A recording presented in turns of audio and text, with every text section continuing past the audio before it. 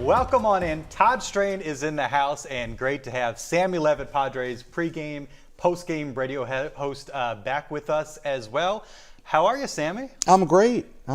Summer weather in San Diego. Padres playing some winning baseball. I'm pretty good. Very good weekend for the Pods. Very good weekend. You got to love that.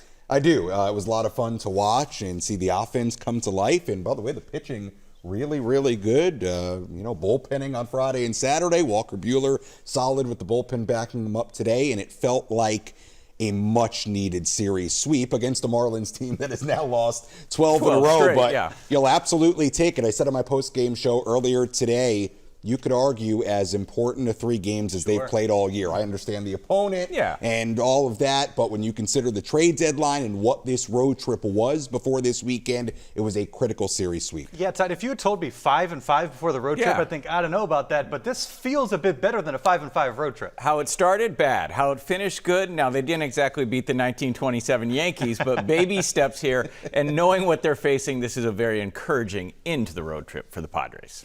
Very happy flight back to San Diego. Great quote from Jake Cronenworth after the game from Kevin Acey of the San Diego Union Tribune.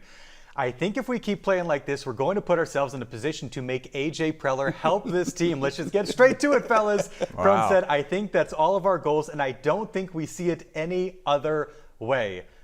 We view every game at this point through the lens of the deadline. Yeah. How do we view this weekend through the lens of the trade deadline in 8 days? Well, I think the season sort of felt coming out of Atlanta. You're 2-5. You lose 3 out of 4. You lost 2 out of 3 in Kansas City last weekend. I don't blame a Padre fan for feeling like the season was on the brink. And you were sitting 4 games out in a position where if you didn't have a good weekend in Miami, things could go pretty south heading into the final week before the deadline. But now you look up. You're 2 games out, your team's playing better, your offense in particular, and your star offensive players are looking as productive as they've looked all year. It's a fascinating decision for so many reasons, and we're going to see what happens this week. You have another good week. You're 2 games or even closer. I know everybody's going back and forth right now on what AJ is going to do. There's a part of me that just feels like we're wasting our breath. They're 2 games out, a week until the deadline. Their stars are starring. Are you kidding me? Yeah. It's A.J. Preller. He's going to buy. Can we trade the blue hats for brown hats so we at least match? What are we doing there? What are we doing there? Can we get some brown hats to go with the brown uniforms? I know why they did. Anyway, yeah, I mean, it's blasphemy at this point in the season when you're this close with the teams ahead of you, the Nats, and the Cardinals are in the mix there, and the Pirates, teams that haven't done it.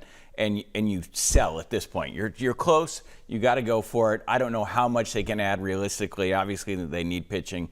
These are all things we can talk about later in the show. But it's great to see the offense kind of deliver when needed and deliver with power, which is something they have struggled with all season long. So key spots coming together. They're big guys. Merrill and Machado, who were slumping earlier the year, and then coming with power. Those are all positive signs. I think on a serious note, I know I said it's A.J. Preller. What do you think he's going to do? No, I think you were right when you said that. I do think there's a lot of truth in that, but I do think it's going to be an interesting week because it's a fascinating scenario. Yeah. If the Padres want, they have pieces to sell.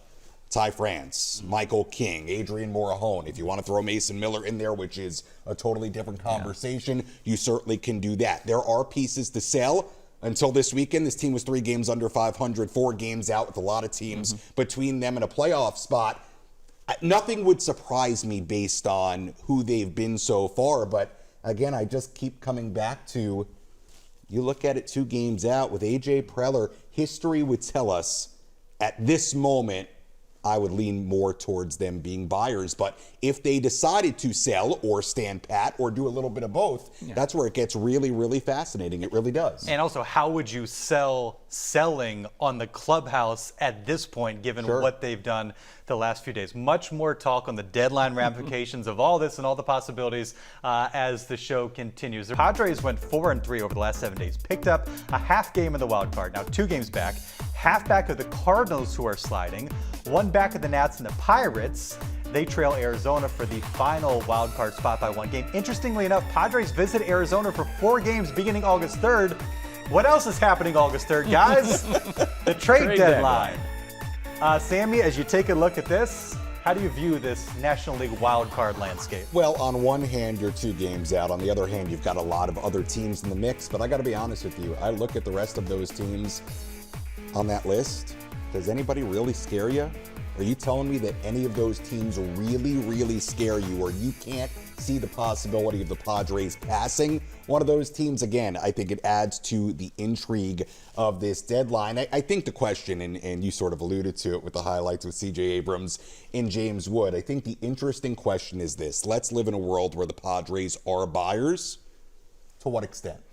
To what extent? Are you willing to move a guy like an Ethan Salas for a big-time starting pitcher, let's say? Are you willing to move a guy like a Cash Mayfield? The system is not where it was the last couple of years. It's just not. So I don't know that the chips are there to buy with from the A.J. Preller standpoint, but, you know, look, Ethan Salas, Cash Mayfield, some of your upper echelon prospects, how crazy you want to get, but again, you look at those highlights, you see Wood and Abrams combining for 57 home runs before the month of July is over. It reminds you there is a cost of doing business if you operate like that.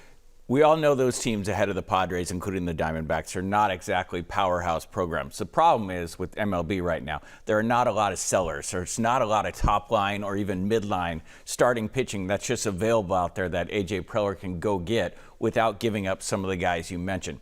So say the Padres make a couple mid-level deals and get some reinforcements back for their starting pitching.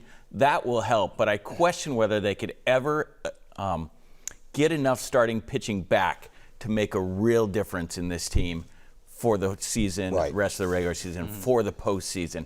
That's where where the rubber meets the road. Yes, I would like A.J. Preller to kind of find some reinforcements, but those are harder than ever to find right now in MLB, especially with your minor league system. Yeah, I think the interesting part of this, well, there's a lot of interesting parts to it, but I do think it goes without saying, because of this rotation and where they are right now, if you are going to buy, you better get some starting pitching, and that's where the questions start of, okay, well, could that come, if you are buying, could that come by moving minor league prospects? Or, and this is something we've discussed, could it be you move a piece and you get a controllable starter back, or you get a starter that can help you? There's a little bit of adding and subtracting and acquiring some needs via some of your major league pieces. So AJ's as creative as they come, and he's sort of, I think, uniquely positioned for a deadline like this, so we'll see. All right, Padres return home this week. Off Monday, followed by 16 games in 16 days, starting Tuesday against the Rockies. Homestand continues with 4 against the Giants,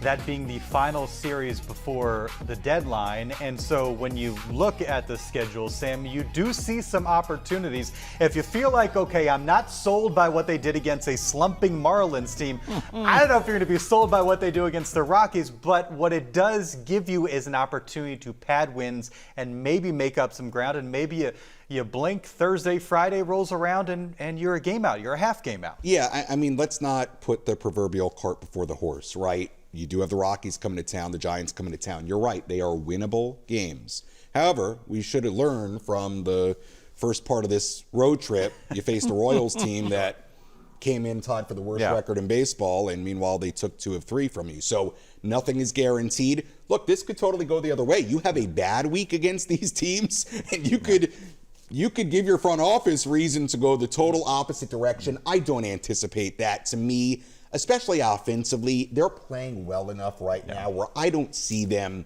having trouble this week. How good of a week they have, we'll see. But hypothetically, you have a good week and you force A.J. Preller, like Jay Cronenworth said, to be in a position to add. Let's be honest. They should have a good week. The Giants and the Rockies are terrible.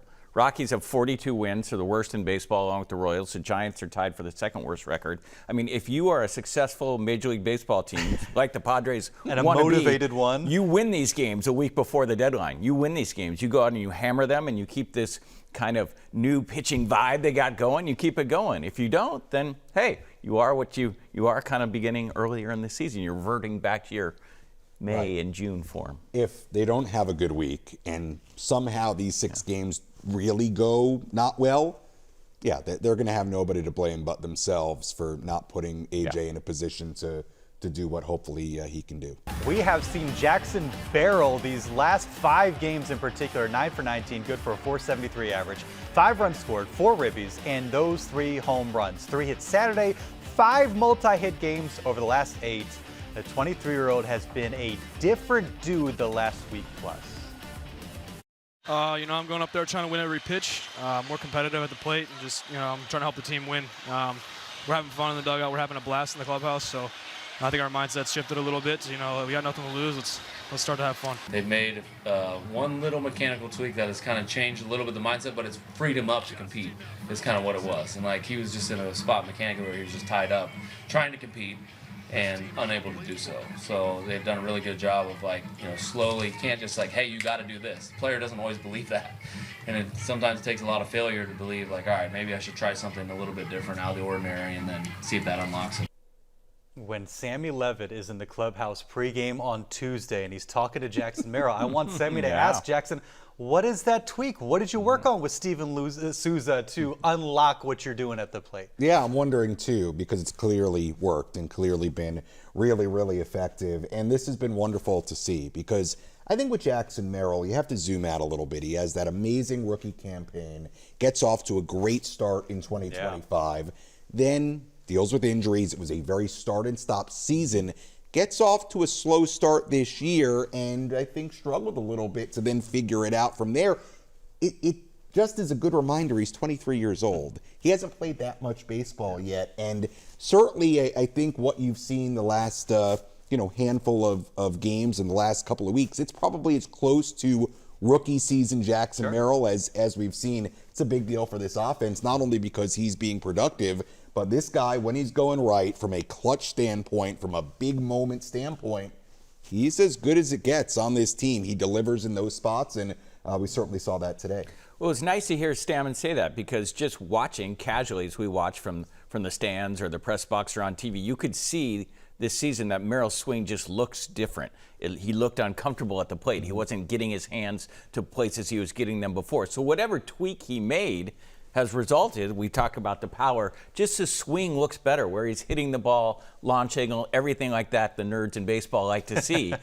So I'm really curious what that little tweak would be that got him unlocked, I guess you could say. I also want to allude to a conversation I had with Tony Gwynn Jr. on the radio earlier today during our pregame show. Tony and I talked about Jackson, and Tony essentially said that it looks like Jackson has sort of figured out whatever was wrong, and he's kind of turned the corner. So that's good to hear from Tony, and certainly I think it's a very good sign for Jackson, and you hope now he can continue it, because we've seen flashes from him this season and some stretches where he's looked like the old version of himself. Old version, he's 23.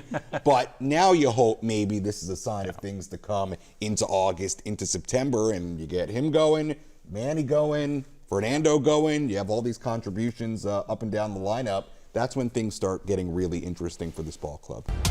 We never got compelled to really do anything from that standpoint.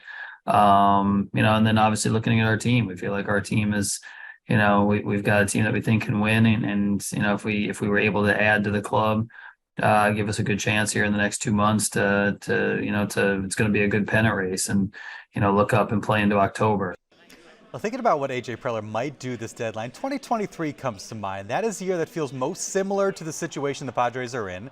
They swept the Rangers right before the deadline to get to 2 games below 500. That was enough to help convince Preller to buy small instead of selling. He had 2 huge chips he could have dealt. Blake Snell won the Cy Young that year, and closer Josh Hader. He held on to them. Both left in free agency, and the Padres fell a couple games short of the postseason. Once again, Padres fighting from behind for a playoff spot, and could get a lot in return if they decided to sell. What do you think, Sammy? I don't love the comparison, and the reason I say that is because 23, and having flashbacks of 23, I don't know that Padres want that. But that was such a different year. That was such a talented team, a team that people picked to win the World Series, that was sort of stuck in neutral.